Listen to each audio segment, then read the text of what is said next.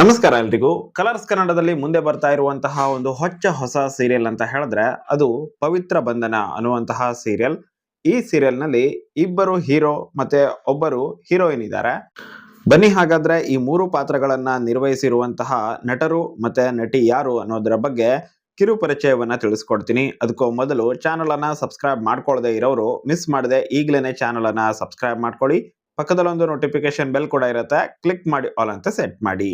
ಇನ್ನು ನೇರವಾಗಿ ವಿಷಯಕ್ಕೆ ಬರೋದಾದ್ರೆ, ಬಿಗ್ ಬಾಸ್ ಕನ್ನಡ ಸೀಸನ್ 12ರಲ್ಲಿ ಕಂಟೆಸ್ಟೆಂಟ್ ಆಗಿ ಕಾಣಿಸಿಕೊಂಡಿದ್ದಂತಹ ಸೂರಜ್ ಸಿಂಗ್ ಅವರು ಈ ಒಂದು ಸೀರಿಯಲ್ ನಲ್ಲಿ ಪ್ರಮುಖವಾದಂತಹ ಪಾತ್ರದಲ್ಲಿ ಕಾಣಿಸಿಕೊಳ್ತಾ ಇದ್ದಾರೆ. ಅದರಲ್ಲೂ ಕೂಡ ಅಣ್ಣನ ಪಾತ್ರ ಈ ಸೀರಿಯಲ್ ನಲ್ಲಿ ಇವರಿಗೆ ಸಿಕ್ಕಿರುವಂತದ್ದು. ಹಾಗೇನೆ ಈ ಸೀರಿಯಲ್ ನ ಪ್ರಮುಖವಾದಂತಹ ಹೀರೋ ಕೂಡ ಇವರೇನೆ ಆಗಿದ್ದಾರೆ.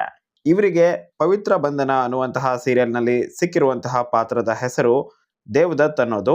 ದೇವದತ್ ದೇಶಮುಖ್ ಅನ್ನೋದು ಈ ಸೀರಿಯಲ್ ನಲ್ಲಿ ಇವರ ಪಾತ್ರದ ಸಂಪೂರ್ಣ ಹೆಸರಾಗಿದೆ. ಹಾಗೇನೆ ಇವರಿಗೆ ಒಬ್ರು ಬ್ರದರ್ ಅಂತ ಹೇಳಿದ್ರೆ ಒಬ್ರು ತಮ್ಮ ಕೂಡ ಇರ್ತಾರೆ.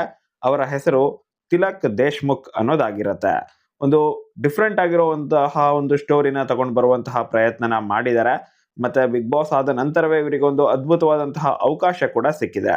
ಸೊ ಇವಾಗ ಮೇನ್ ಪಾತ್ರದ ಬಗ್ಗೆ ಮಾತಾಡೋದಾದ್ರೆ ದೇವದತ್ ದೇಶಮುಖ್. ಸೊ ಇವರ ಪಾತ್ರವನ್ನ ನಿರ್ವಹಿಸಿರೋದು ಸೂರಜ್ ಸಿಂಗ್ ಅವರು. ಇನ್ನು ತಿಲಕ್ ದೇಶಮುಖ್ ಈ ಒಂದು ಪಾತ್ರವನ್ನ ನಿರ್ವಹಿಸಿರುವಂತಹ ನಟನ ನಿಜವಾದ ಹೆಸರೇನು ಅಂತ ನೋಡೋದಾದ್ರೆ ಯಶಸ್ ಗೌಡ ಅನ್ನೋದಾಗಿರುವಂತದ್ದು. ಇವರು ಈ ಸೀರಿಯಲ್ ನಲ್ಲಿ ಇದೇ ಮೊದಲ ಬಾರಿಗೆ ಅಂತ ಕಾಣಿಸುತ್ತೆ. ಅಂದ್ರೆ ಸೀರಿಯಲ್ ಲೋಕದಲ್ಲಿ ಒಂದು ಲೀಡ್ ಪಾತ್ರದಲ್ಲಿ ಕಾಣಿಸಿಕೊಳ್ತಾ ಇರೋದು. ನಟನೆ ಮೊದಲ ಒಂದು ಲುಕ್ ಅಲ್ಲಿ ಚೆನ್ನಾಗಿದೆ ಅಂತಾನೆ ಅನ್ನಿಸ್ತಾ ಇದೆ. ಇಬ್ಬರ ನಟನೆ ಕೂಡ ತುಂಬಾನೇ ಚೆನ್ನಾಗಿದೆ ಅಂತಾನೆ ಅನ್ನಿಸ್ತಾ ಇದೆ. ನೋಡೋಣ ಮುಂದೆ ಹೆಂಗ್ ಹೋಗುತ್ತೆ ಈ ಒಂದು ಸೀರಿಯಲ್ ಅಂತ ಹೇಳಿ. ಇನ್ನು ಸೀರಿಯಲ್ ನಲ್ಲಿ ಹೀರೋಯಿನ್ ಪಾತ್ರದಲ್ಲಿ ಕಾಣಿಸಿಕೊಂಡಿರೋದು ಅಂದ್ರೆ ಆ ಒಂದು ಪಾತ್ರದ ಹೆಸರು ಪವಿತ್ರ ಅನ್ನೋದಾಗಿದೆ. ಆದ್ರೆ ಈ ಒಂದು ಪಾತ್ರವನ್ನ ನಿರ್ವಹಿಸಿರುವಂತಹ ನಟಿಯ ನಿಜವಾದ ಹೆಸರು ಅಮೂಲ್ಯ ಅನ್ನೋದಾಗಿರುವಂತದ್ದು. ಪೂರ್ತಿ ಹೆಸರು ಅಮೂಲ್ಯ ಭಾರದ್ವಾಜ್ ಅನ್ನೋದಾಗಿದೆ. ಇವರು ಈ ಹಿಂದೆ ನೀವು ಗೊತ್ತಿರೋ ಹಾಗೇನೆ ತುಂಬಾ ಜನ ಅಬ್ಸರ್ವ್ ಮಾಡಿರಬಹುದು, ದಾಸಪುರಂದರ ಅನ್ನುವಂತಹ ಸೀರಿಯಲ್ ನಲ್ಲಿ ಇವರು ಕಾಣಿಸಿಕೊಂಡಿದ್ರು. ಇದಾದ ನಂತರ ವರುಣ್ ಆರಾಧ್ಯ ಅವರ ಜೊತೆ ಒಂದು ಸೀರಿಯಲ್ ನಲ್ಲಿ ಕಾಣಿಸಿಕೊಂಡಿದ್ರು. ಕಲರ್ಸ್ ಕನ್ನಡದಲ್ಲೇನೆ ಈ ಸೀರಿಯಲ್ ಪ್ರಸಾರವಾಗ್ತಾ ಇತ್ತು ಕೂಡ. ಬಟ್ ಜಾಸ್ತಿ ದಿನಗಳ ಕಾಲ ಆ ಒಂದು ಸೀರಿಯಲ್ ನಡೀಲಿಲ್ಲ ಅಂತಾನೆ ಹೇಳ್ಬಹುದು. ತುಂಬಾನೇ ಬೇಗನೆ ಎಂಡ್ ಆಯ್ತು. ಸೀರಿಯಲ್ ನಲ್ಲಿ ಪಾತ್ರದ ಬದಲಾವಣೆ ಬೇರೆ ಆಯ್ತು. ಆದ್ರೂ ಕೂಡ ಸೀರಿಯಲ್ ಅಷ್ಟೊಂದು ದೊಡ್ಡ ಮಟ್ಟದಲ್ಲಿ ಸಕ್ಸಸ್ ಅನ್ನ ಕಾಣದೇನೆ ಆ ಸೀರಿಯಲ್ ತುಂಬಾನೇ ಬೇಗನೆ ಕ್ಲೋಸ್ ಕೂಡ ಮಾಡ್ಬೇಕಾಗಿ ಬಂತು, ಅಥವಾ ಅದನ್ನ ಆದಷ್ಟು ಬೇಗನೆ ಸ್ಟಾಪ್ ಮಾಡ್ಬೇಕಾಗಿ ಬಂತು. ಆದ್ರೆ ಇವಾಗ ಮತ್ತೆ ಕಲರ್ಸ್ ಕನ್ನಡದ ಮೂಲಕವೇ ಒಂದು ಹೊಸ ಪ್ರಾಜೆಕ್ಟ್ ನಲ್ಲಿ ಕಾಣಿಸ್ಕೊಳ್ತಾ ಇದ್ದಾರೆ. ಈ ಬಾರಿ ಸಕ್ಸಸ್ ಅನ್ನ ಕಂಡ್ಕೊಳ್ತಾರ, ಕಾದು ನೋಡೋಣ.